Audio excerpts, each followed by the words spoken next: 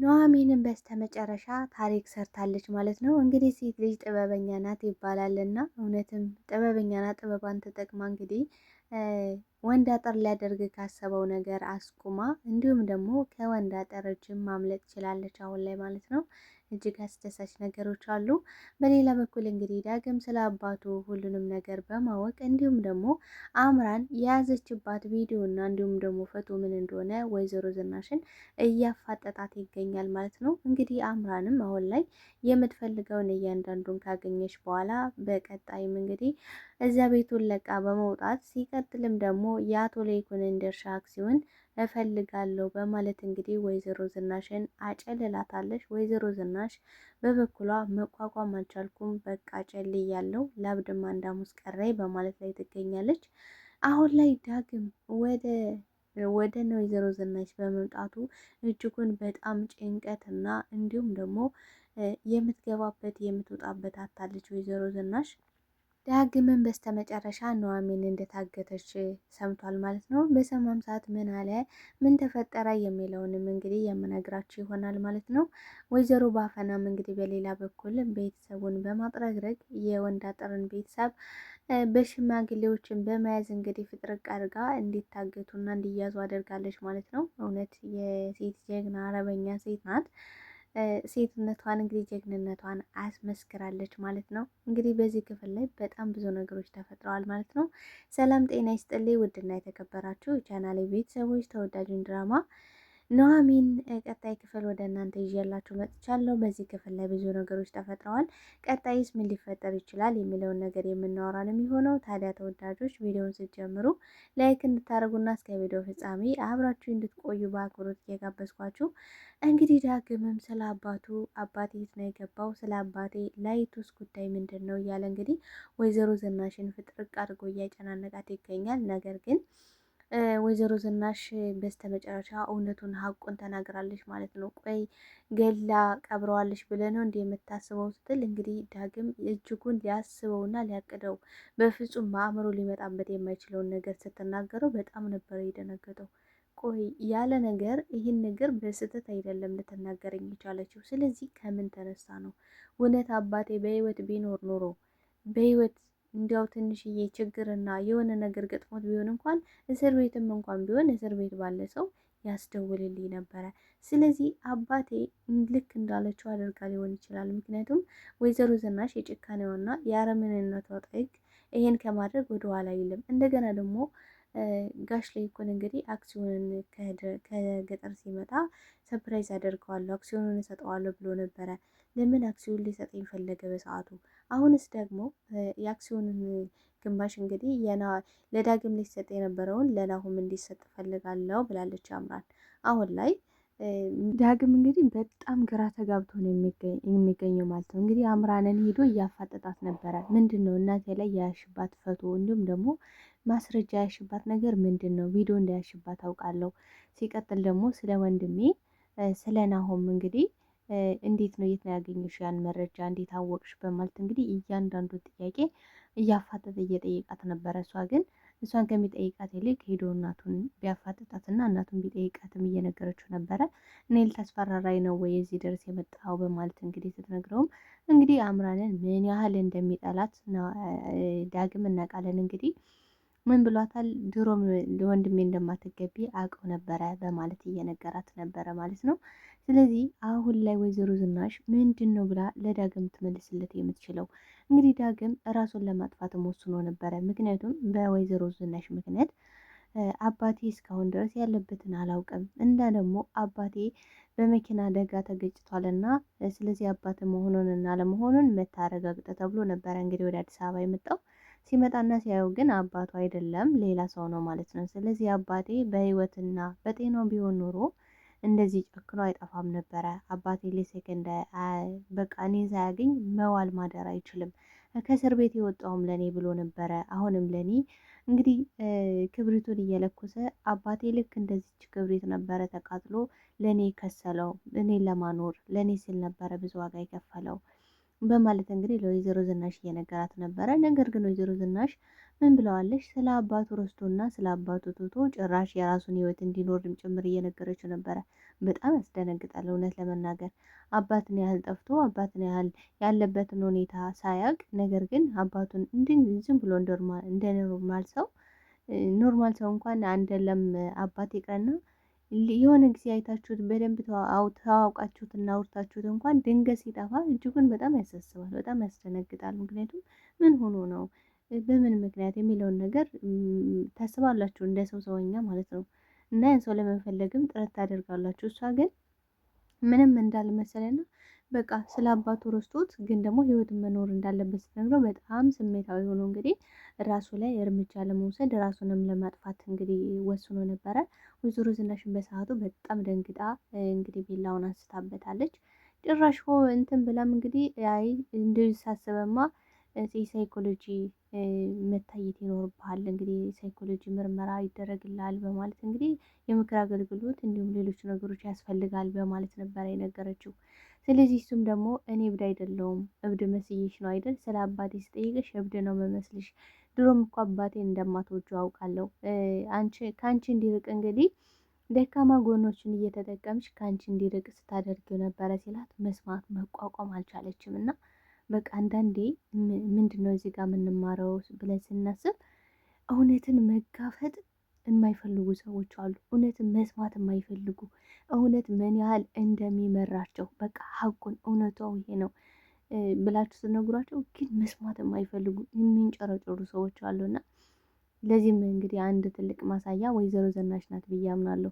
እንግዲህ ዳግምም እንደዛ ብሎ ተነስቶ ሲሄድ ልክ እንደ አባት አንተም ደረቅ ነህ ብለዋለች ማለት ነው። ስለዚህ አሁን እንዴት አድርጌ ነው አሁን ዳግምን ሌላ ጭራቅ ደግሞ መጣብኝ ብላለች በበኩሏ። ምክንያቱም አምራን እንዴት አድርጌ ነው አምራንን የምገላገላት፣ እንዴት አድርጌ ነው ከአምራን ላመልጥ የምችለው እያለች እያሰበች እያለ አሁን ደግሞ ዳግም መጥቷል። ዳግም አሁን ስለ አባቱ እንግዲህ እንዲነግሩት እያንዳንዱን ነገር እያፋጠጠ ነው።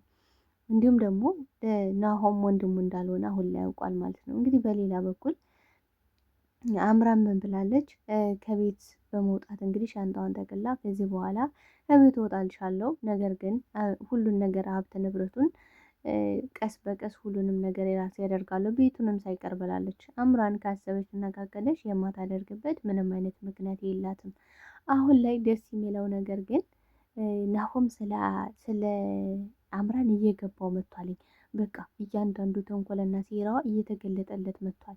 እንግዲህ ደውላለት ነበረ። ደውላም ቤት ውስጥ የተፈጠረ ከባድ ችግር አለ ነበር ያለችው።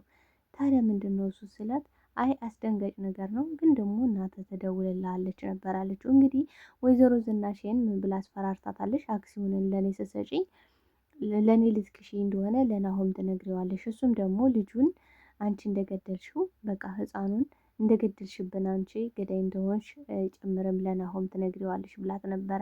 ነገር ግን ወይዘሮ ዝናሽ ይህን ማድረግ አልችልም፣ ሌላውን የፈለግሽ ነገር በይ፣ ግን ደግሞ ተይ በልጄ አንድ ልጄን አታሳጭኝ ብላ እየተለመነቻትና እየተማጸነቻት ነበረ። ነገር ግን አምራን የምትሰማበት ምንም አይነት እንትን የላትም። እንግዲህ አምራን አሁን ላይ ናሆም የዛ ቤት ልጅ እንዳልሆነ ስላወቀች ከዛ ቤት የምትቆይበት ምንም አይነት ምክንያት የላትም። እንግዲህ አምራን ድሮም የምትፈልገው ሀብት ንብረት ነው። እንግዲህ ሀብት ንብረቱን ከሰጠሽ ከዚህ የመቆይበት ምንም አይነት ምክንያት የለኝም ስትል እንግዲህ አምራን ወይዘሮ ዝናሽ ድሮም እኮ እኔ አውቅ ነበረ ለሀብት ለገንዘቡ ብልሽ እንደቀረብሽን አውቅ ነበረ፣ ናሆምን በፍጹም ወደሽው አታውቂም ስትላት አምራንም እውነታውን ቁጭ አድርጋ ነው የተናገረሽ። ቆይ ናሆምን ማን ይወደዋል? አንቺ ትወጂዋለሽ? አቶ ሌኩን ይወደዋል? ማን ይወደዋል? ብላ እንግዲህ እንቅጩን ነበር የነገረቻት። እውነት ለመናገር ናሆም እዛ ቤት ምንም አይነት ቤስታ ቤስቲ ድርሻ የለውም ማለት ነው። ዳግም ለራሱ ለዛ ነው እንዲህ ናሆምን የማትወጁ ከናሆም ይልቅ ለእኔ ታዲያ ነበረ ብሏታል ማለት ነው። እንግዲህ በባለፈው ናሆም እና ዳግም ሲጣሉ እየጥፊ የመታችው እንግዲህ ናሆምን ነው። አንተ ውርጋጥ፣ ሁለተኛ እሱ ላይ እጅህን እንድታነሳ አልፈልግም ብላ እንግዲህ ብዙ ነገሮችን ስትናገረው የነበረ እንደገና ደግሞ የጥፊ የተመታው ናሆም ነው ማለት ነው። ስለዚህ ዳግም አሁን ላይ ለካ ለዚያ ነበረ ለእኔ የምታደዩ እያለ የነገራት ነበረ። አሁን ላይ በጣም አስቸጋሪውና ውስብስብ ያለው ነገር አምራን ናሆም የዛ ቤት ልጅ እንዳልሆነ ስላወቀች ቤቱን ጥላ ሄደች ማለት ነው። ቤቱን ጥላ የምትፈልገውን ነገር ያዘች፣ ቤቱን ጥላ ሄደች። ነገር ግን ከወጣች በኋላ ከባድ ነገሮችን አሁን ላይ እያሰበች ነው የምትገኘው። እንግዲህ የአቶ ሌኩንን ጭምር እወስዳለሁ፣ ምክንያቱም የአቶ ለይኩንን ድርሻ እኔ መውሰድ ካልቻልኩኝ ወይዘሮ ዝናሽ በፎቶና እንዲሁም ደግሞ በቪዲዮ አስፈራርታ እኔ የእሷን ሀብት ንብረት ስወስድባት እሷ ደግሞ ከለይኩን ትወስዳለች ብላ እያሰበች ነው። ይህ እውነት ለመናገር ይሄ ሀቅ ነው ብዬ አስባለሁ። ምክንያቱም ወይዘሮ ዝናሽ ይሄን ከማድረግ ወደኋላ አትልም። ምክንያቱም አሁን ላይ ባዶ እርቃኔን ቀረው ብላ እሪ እያለች ነው ወይዘሮ ዝናሽ። ስለዚህ ልታደርግ የምትችለው ነገር የአቶ ለይኩንን ማስፈራራትና መውሰድ ነው። ነገር ግን አሁን ላይ አምራን ሁሉንም ነገር ባዶ ልታስቀራቸው ያሰበች ይመስላል። እንግዲህ አምራን ከናሁም ጋር በምታወራበት ሰዓት እንግዲህ ኑሐሚን ታግታለች እና እኔ ለራሴ ጭንቀት ላይ ነኝ ስላት እሰይ ግልግል ነው ያለችው። ምን አይነት አረመኔና ጨካኝ ሴት እንደሆነች በዚህ እንግዲህ አይቷል ተረድቷል ማለት ነው። ቆይ አንቺ የሚያዝንና ርኅራኄ የሚባል ልብ እንኳን ባይኖርሽ እንዴት እንደዚህ ትመኛለሽ? በሰው ሲቃይና በሰው መከራ እንዴት ትደሰቻለሽ? ብሏታል። ለምንድን ነው የማዝነው? እሷ አንተን ስትነጥቀኝ እነሱ ደግሞ አንተን ነጠቁ። ግልግል ነው። ይሄን የድሮ ባሏ ነው የወሰዳት አይደል? በማለት እንግዲህ እያሾፈችና ሞድ እየያዘችበት ነበረ ማለት ነው። በዚህም እንግዲህ ወይ አምራን በቃ አላውቅሽም ማለት ነው። በቃ ኑሐሚን የምትለኝ ነገር እያንዳንዱ ነገር እውነት ነበረ።